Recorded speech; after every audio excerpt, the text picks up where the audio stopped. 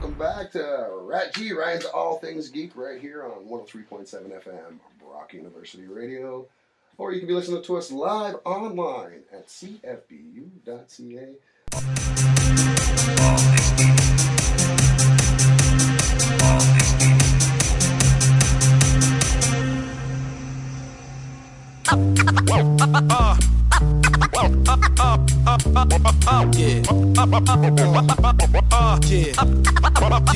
Black magic. You got to know, got to show.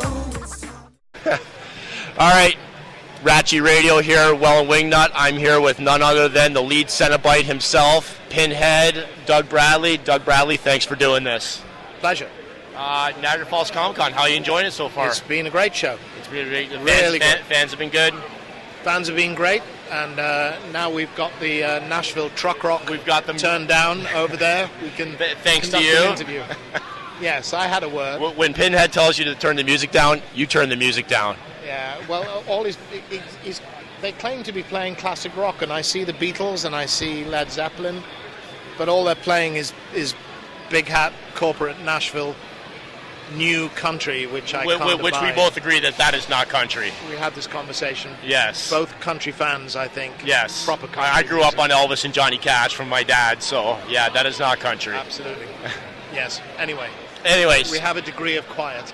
So the Hellraiser movies, I mean, I know you probably get, I don't know, do you get sick about talking about them? Well, I wouldn't be doing this. I guess not, right? You know what? I mean, the Hellraiser movies aside, Nightbreed, probably one of my all-time favorite movies. Now, you grew up with, or went to school with Clive Barker.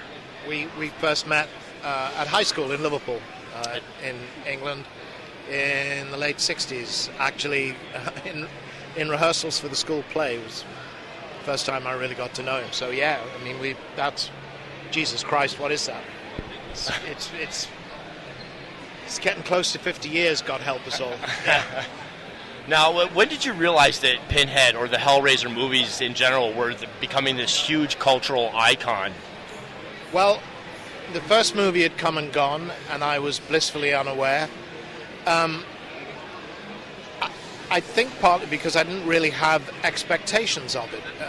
I was just working.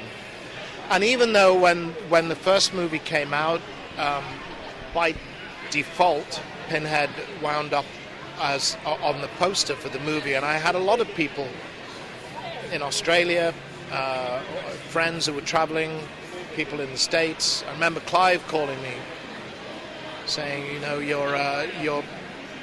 you're 40 feet high on a billboard over Sunset Boulevard, and full face Pinhead was the front cover of Time Out magazine in London when the movie came out, which was cool, was great. But I had no idea that this world existed. It didn't exist then to the extent that it does now.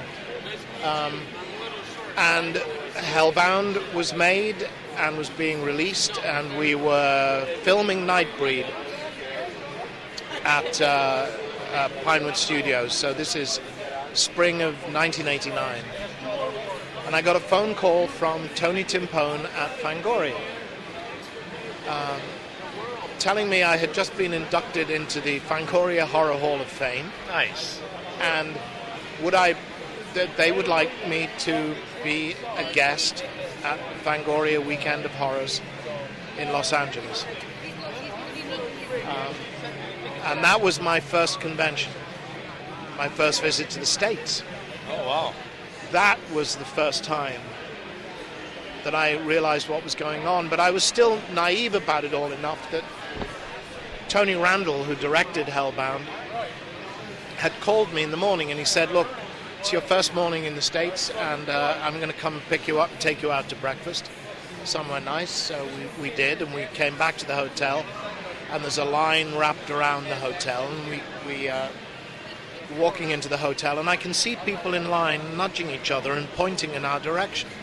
I assume that they're recognizing Tony, because he's a director and he lives in Los Angeles. And we went into the hotel, and I said to Tony, I just need to go up to my room for a few minutes. I'll meet you back down here, then let's check out the convention, see what's going on. it took me the best part of 30 minutes to get into the elevator, because I was suddenly surrounded by what is now the familiar chorus, Mr. Bradley, can I have my picture taken with you?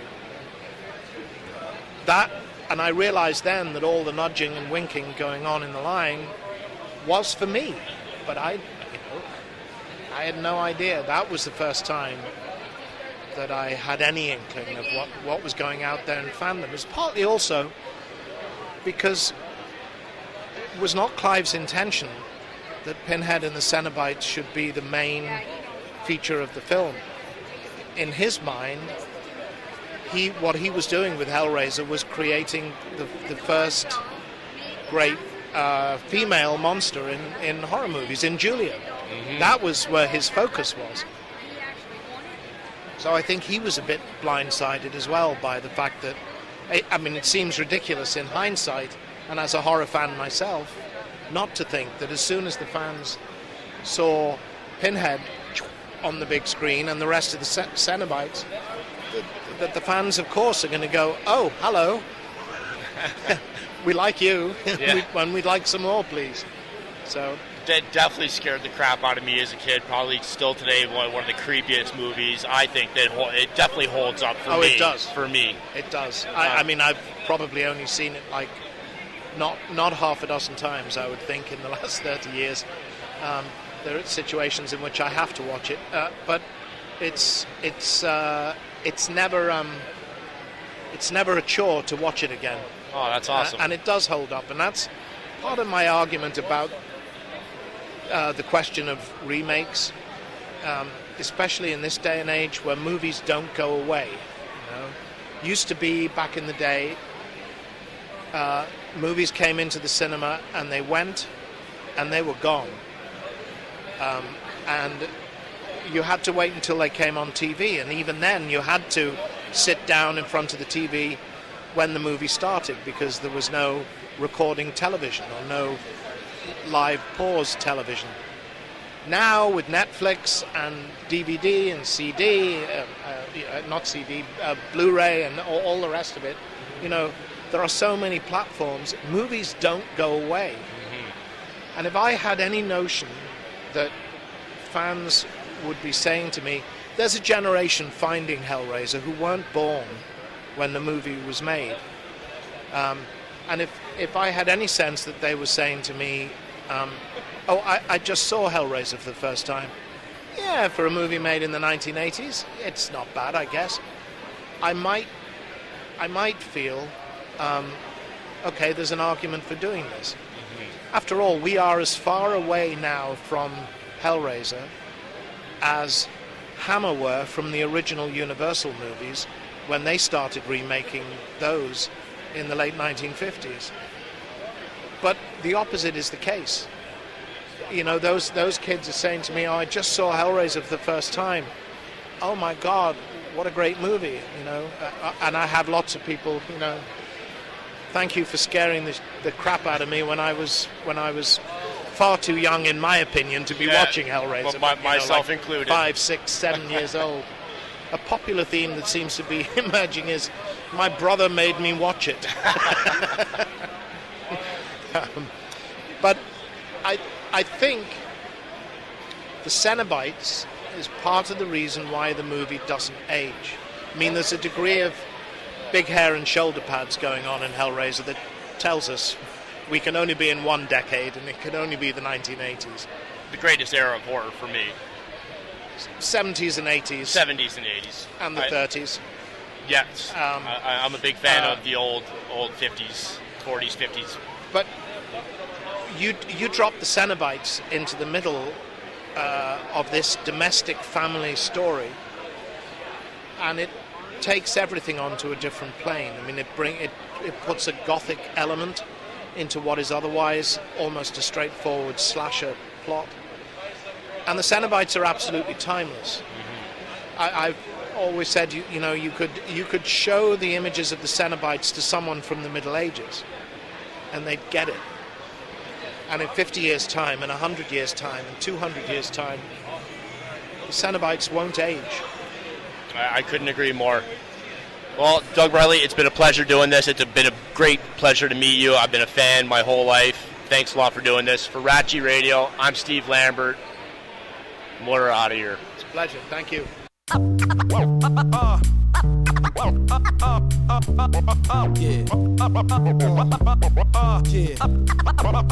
Black magic. You've got to know, got to show.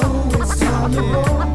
So just tell me what you wanna hear. Tell me what you want. So just tell me what you wanna hear. Tell me what you wanna hear. Sosa Savage, not your average blade runner. I'm the 98th degree of 100-day summer. I'm the moon when the sun up. That soon on the come up. Give me room in the front of my goon without a gun up. I always get my way 'cause I do